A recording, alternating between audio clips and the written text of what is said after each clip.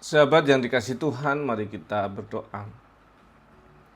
Kami mempersiapkan diri mendengar sabda-Mu, nyatakanlah kebenaran firman-Mu kepada kami. Kami mau serahkan ini semua dalam nama Bapa, Putra, dan Roh Kudus. Amin.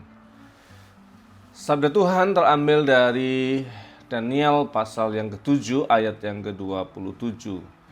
Maka pemerintahan, kekuasaan, dan kebesaran dari kerajaan-kerajaan di bawah semesta langit akan diberikan kepada orang-orang kudus, umat yang maha tinggi. Pemerintahan mereka adalah pemerintahan yang kekal, dan segala kekuasaan akan menjadi dan mengabdi dan patuh kepada mereka. Sahabat yang dikasihi oleh Tuhan Yesus Kristus, bacaan kita dari kitab Daniel itu merupakan sebuah visi yang ditunjukkan Tuhan kepada Daniel. Nah, siapa Daniel? Wah, ini Daniel ini bukan dikandani angel gitu ya. Ada yang istilahnya itu lengkap Daniel Waluyo, dikandani angel waton suloyo. Bukan ya. Daniel adalah hamba Tuhan yang menjadi salah satu orang yang dibuang dari tempatnya Israel ke Babel dalam pembuangan di masa-masa yang susah. Tetapi Daniel melewati seleksi yang baik untuk bisa masuk di dalam jajaran pemerintahan di mana negara itu menjajah bangsa Israel. Nah, dalam segala susahnya itu, sebagai orang yang dijajah di tempat lain, di negara yang lain, Daniel sangat setia untuk beribadah, sangat setia untuk berdoa. Jadi kita tahu bagaimana Daniel sangat setia untuk itu. Pagi, siang, sore, begitu ya. Dan menghadapnya ke Yerusalem. Nah, dalam proses itu, singkat cerita, ada orang yang sangat tidak suka dengan karirnya Daniel dan akan menghancurkan Daniel dengan membuat manipulasi, membujuk Raja Nebukadnezar untuk membuat patung, dan siapapun harus menyembah raja, menyembah pemilik kekuasaan gitu. Dan Daniel nggak mau. Daniel tetap nggak kekeh, yang dia sembah hanyalah Tuhan. Dan setelah itu kemudian kita tahu cepat Daniel dimasukkan ke dalam gua singa, dan tentu kita tahu Daniel berdoa minta tolong dalam pertolongan Tuhan, dia selamat di gua singa itu. Dan ini juga paralel dengan teman-temannya Sadrah, Mesak, dan Abednego yang dimasukkan ke dalam perapian untuk dibakar karena tidak mau taat dengan aturan dan tetap setia menyembah Tuhan. Konsekuensi dari kesetiaan menyembah Tuhan itu adalah kematian bagi mereka. Entah mereka mengatakan mau mati mau hidup, saya tetap setia sama Tuhan. Tuhan bisa menyelamatkan, Tuhan juga bisa tidak menyelamatkan, tapi saya tidak berubah untuk menyembah yang lain. Saya tetap setia pada Yahweh, Tuhan yang saya sembah itu. Baik dia menolong maupun juga tidak menolong. Oke.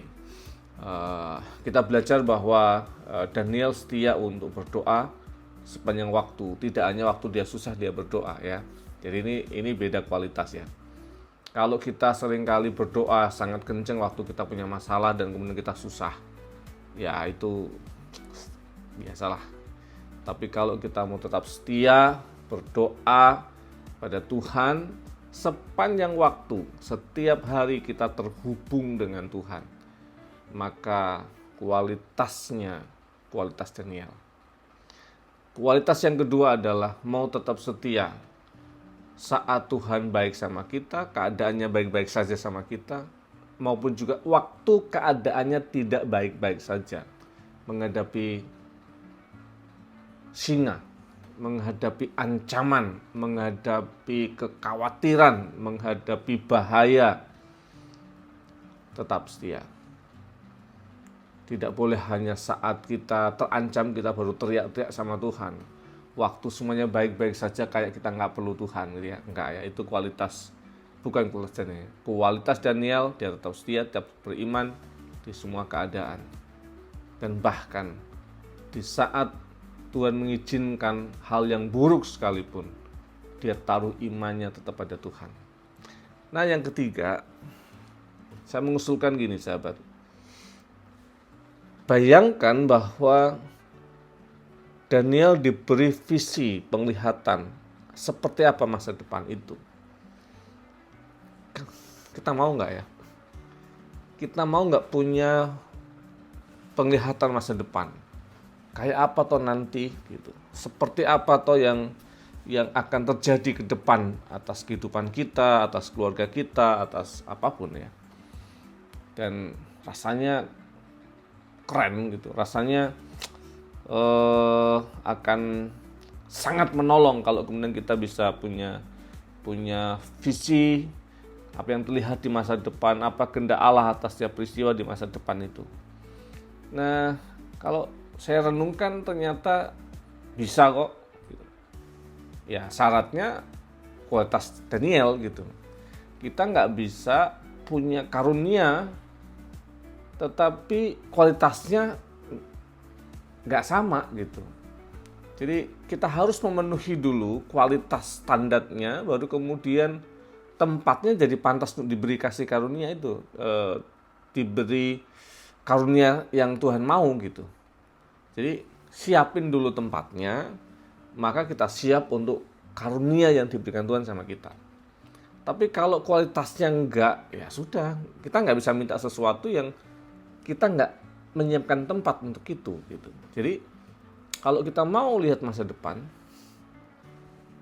melihat kehendak Allah di masa depan, maka jalani kualitas Daniel yang setiap saat, pagi, siang, sore terhubung dengan Tuhan. Cari kehendak Tuhan, berelasi dengan Tuhan, maka kita pantas untuk dapat visinya Tuhan. Sebelum itu, kita belum siap terima visinya Tuhan. Kiranya kita punya kualitas hidup, kualitas iman, kualitas tempat yang layak untuk visi Tuhan buat kita. Tuhan berkati. Mari kita berdoa.